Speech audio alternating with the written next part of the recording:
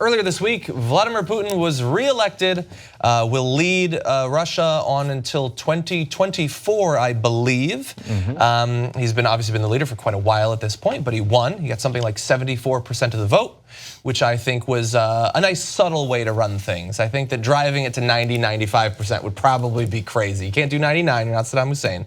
So he kept it around 74%. And so in the wake of that election, which obviously had significant concerns in terms of how it was run, the fact that the chief opposition to him was legally barred from running made it a little bit ridiculous. The question then became, would various world leaders call him and congratulate him, which is the sort of thing that happens typically, and a number of world leaders did. Would Donald Trump? Well, here he is to talk about it. I had a call with President Putin and congratulated him on the victory, his electoral victory.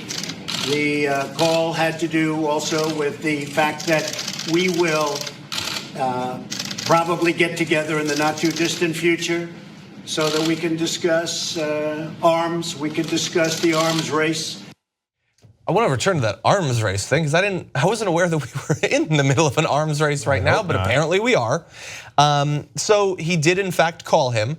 And we found out later on that he was specifically told not to. We're going to turn to that just a little bit later on. But some Republicans had an issue with him calling to congratulate this authoritarian leader for what is effectively a sham election. John McCain said an American president does not lead the free world by congratulating dictators on winning sham elections. And Chuck Grassley, head of the Senate Judiciary Committee, said, I think Putin is a criminal. What he did in Georgia, what he did in Ukraine, what he did in Baltic, what he's done in London, poisoning people with active nerve gas, that's a criminal act. I wouldn't have a conversation with a criminal. Sarah Huckabee Sanders was actually asked about this at a press conference, and she said, we're focused on our elections. We don't get to dictate how other countries operate, which is both a big change of stance for America historically. But even recently, I hadn't actually known this, but last summer, the White House slapped sanctions on what it called the illegitimate Venezuelan government after President Nicolas Maduro tried to bypass the legislature to rewrite the nation's constitution. It's probably justified. The Trump administration also announced last month that it would cut aid to Cambodia, citing deep concern about restrictions on democracy there, which are likely acts worthy of praise from the Trump administration. But there are limits on how they'll interfere. So what do you think?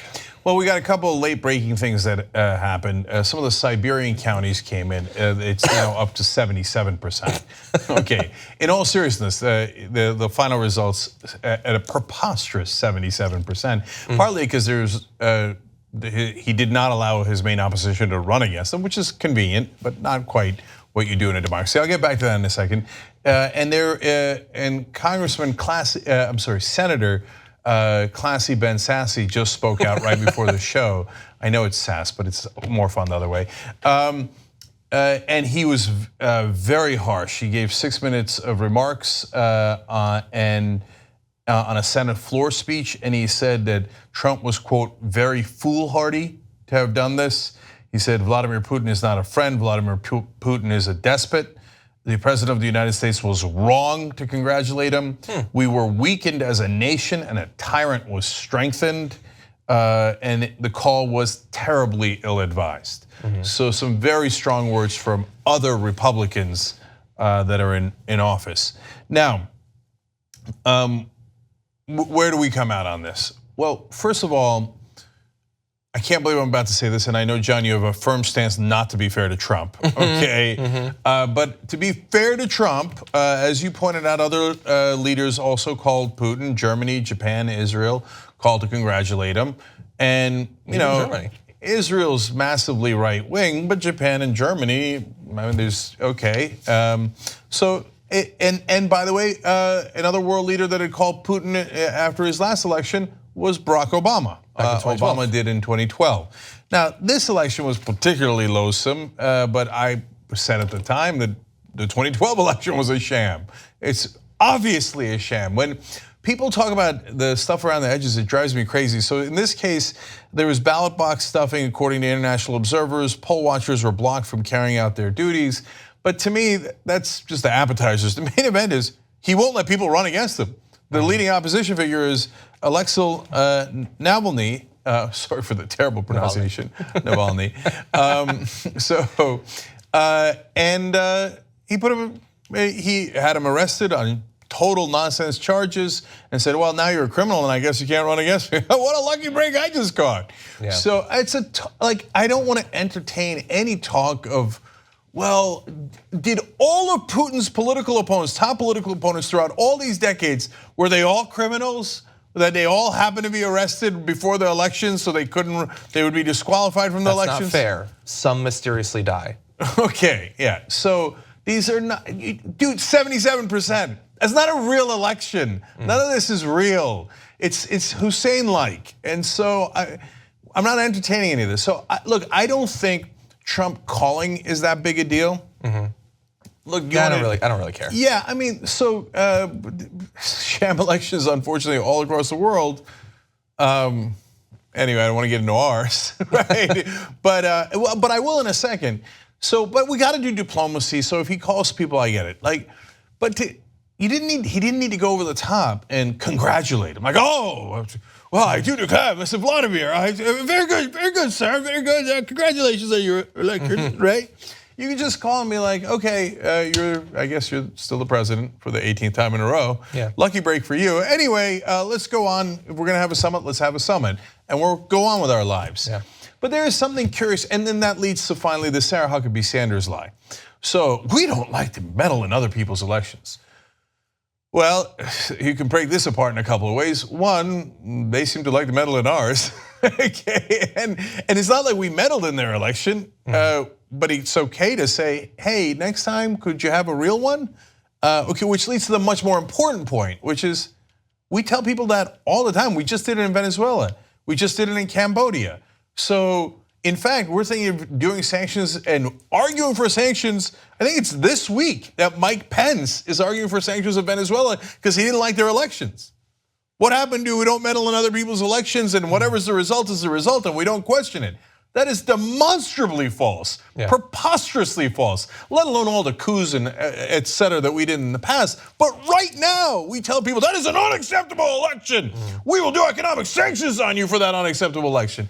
And then Putin puts on a clown show and Trump's like, a circus? Great, and calls to congratulate him on his 3-ring circus.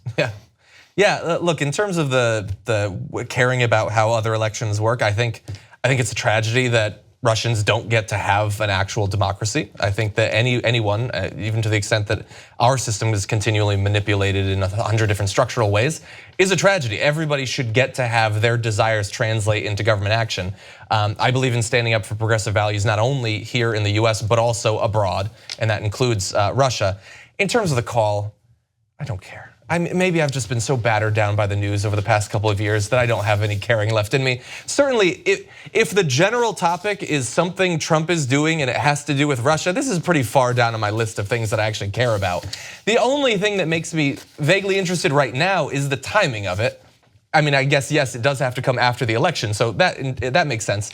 But I mean, they did just assassinate someone with a nerve agent they released inside of the UK like a week ago. That seems kind of relevant. And we did just find out last week that Russian government hackers hacked into our power grid, our air traffic control, our nuclear power systems, and all of this so that they could install the capability to theoretically turn it on or off whenever they want.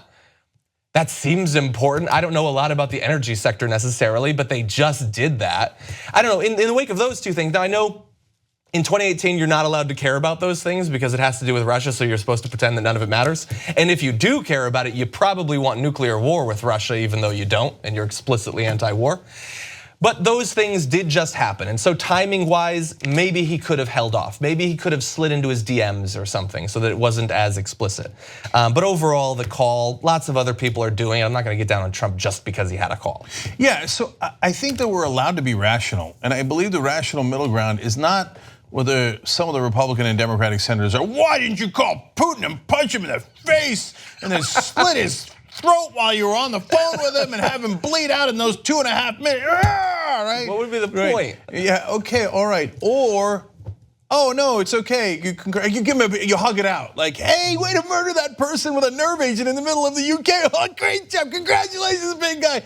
I think it's fair to ask for something in the middle. Like we can do diplomacy while not congratulating an obvious tyrant who runs these ridiculous. You know who's most hurt by those Russian non-elections? Is the Russian people. They've been robbed of their democracy out in the open. It's brazen. So he destroyed their democracy. As progressives, we should be furious about that. But that doesn't mean that we should be stupid about it and demand war or some sort of more actions that lead to further conflict. Now, I don't know what the hell Trump's talking about with this summit to stop the arms race. What arms race? And my guess is what he's doing is, oh, no, I'm being nice to Putin, not because I'm in his back pocket. No, not at all. It's because I want to do diplomacy. Yeah, that's it, diplomacy. You know me, I'm very diplomatic.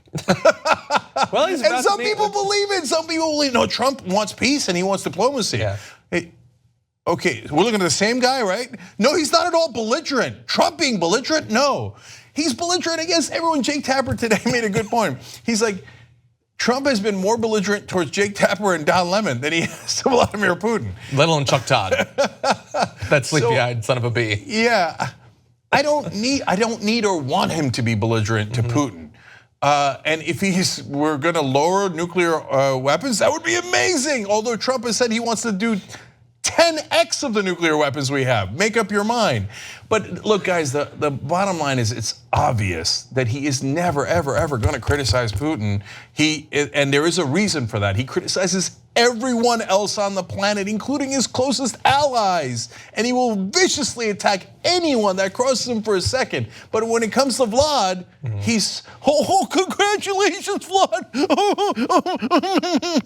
So why the Beta Act? You know why, okay?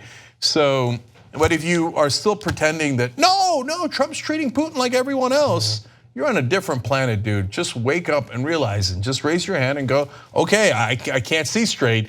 To me, it seems like he's treating Putin just like everyone else. Okay, fine, you live with that, but that is nowhere near true. What you just watched was one of the videos that we do today, but we actually do a whole 2-hour show every single day. It's a podcast. You could watch it in video or listen to it as audio. You can download it, you can stream it, and you get it completely ad-free if you could become a member of the Young Turks. TYTnetwork.com/join.